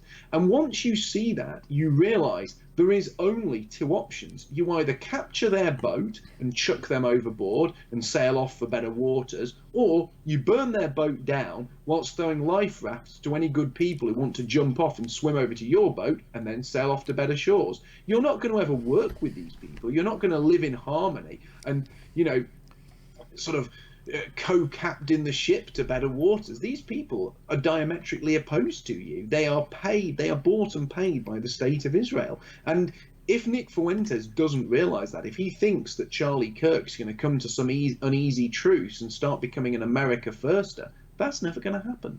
Yeah, and it's, the way the analogy there is really good, because they did have that opportunity to burn the ship down and jump on another boat. Yeah, because Nick Fuentes is a Catholic. I mean, I'm not a Catholic. I won't go into that, but he's a Christian. He is a Christian, and he should understand just how blasphemous and what a false doctrine Christian Zionism is. So he had the spotlight. He had that opportunity to burn down Christian Zionism right there and point out exactly how much of a false doctrine it is, and tell everyone in America, don't follow this false religion that is going to get you sent to hell, because you essentially are worshipping the devil. And then he had that chance, but he I don't know, I haven't seen any news on what he's done with it. I don't think he's taken that opportunity. He sort of criticized Israel a little bit, but he hasn't made that theological argument against Christian Zionism, which is really easy to make if you actually understand the doctrine and if you actually understand Christianity. He could have done that, and he could have taken it straight up to Donald Trump and asked him, or Donald Trump Jr. and Charlie Kirk, and asked him, why do you believe a false doctrine that is Christian Zionism? Why are you spreading this doctrine, and why are you letting Israel, the enemy of Christianity, dictate policy to us? And they could have just kept on ploughing that, and because America is such a nominally Christian country, it could have really been really effective. He still does his show five nights a week, and his channel continues to grow. He's doing well. He's a good entertainer. He's excellent. He's an excellent entertainer, but he's not a political leader. No, not yet. We've gone over. No, he's a good entertainer. He might blossom into something, and obviously I wish him all the best. It's just, I think that, if you're gonna, you just got to have a plan. That's all. You've got to have a plan, and the plan's got to be bigger than just get super chats. We've gone a half an hour over, but we've all had a good time, and Mark's already said that he's happy to come on again. yours and I's normal bickering hasn't put Mark off. So we're very generous. If he comes on my show with Dave, then I just get to do all the talking anyway. Yeah, I like to get a bit of... Well, I'll send you an email to try and get you on, because I'd love. I said before the show, I'm a really big fan. I've had a good time. It's been really fun. It's a nice time of the day for me as well. I don't think I've ever done a morning stream before. This has been great, but I would happily come on again. And I just want, before I go, I just want to wish both of you guys and all your viewers or listeners, a great Christmas. I hope you all have a really Merry Christmas and a Happy New Year. And I hope 2020 gives us a lot more victories and we make a lot more progress. And, I think if we all stand together and we build positive communities as we've been discussing, and we become leaders within, the wider Western communities around the world, look, we can turn this around quite easily. It's going to be hard work, but we can do it. Excellent. Very well said. Yeah, and thank you for coming on in the first place. And yes, that you're willing to come on again. I'm glad we made a good impression. Tommy Robinson has never come on our show. Avi Yemeni hasn't come on our show. He's come on my show, Avi Yemeni. He wouldn't come on again, I don't think. He has come on. No, he's probably too busy playing chopping boards at his wife or whatever he gets up to. But I'm a little less Zionist than I was 2 years ago. A whole other, recent... you haven't wanted to be in this battle with Tommy Robinson and Avi Yemeni, but you've been drawn into it. And of course, you've gone into, obviously, he's had a lot of donations. And then we didn't even get to tonight, Milo Yiannopoulos talking about Kaylin Robertson and George Will and John. They're all in, of course, why Lawrence Southern retired. That's a whole other story, which we might get to another time. Certainly enjoyed to go over that. And, I'd certainly be very happy to join you again. Thank you very much for joining us. We really appreciate it. Yeah, and thank you to our Uncuckables audience throughout but not the year. Dave, though. Not Dave for being constantly late to my live streams. But this show was launched as all the Australian alt media all came together in March this year. It was just, we started right after the New Zealand Christchurch mosque massacre, when all the left wanted us censored. And so we launched probably at the right time to show a united front, and it's grown into basically the biggest internet show on the right in Australia. Can I say just one thing before you go? When Blair Cottrell came on the show, Patrick Slattery said that he played footy once. Can you just, when you see him, just let him know that he's an absolute legend for that? That's just, I thought that was one of the coolest things ever. I don't know what he looks like, but I think it would be a sight watching him follow a footy around. I'll pass on your comments. Thanks. All right. Thank you, Mark. Good night, everybody. It's our last show before Christmas, so have a Merry Christmas. And, well, I'm planning to be back here Boxing Day for a show. I'm not sure about other people, but I will see you then. Good night, everyone.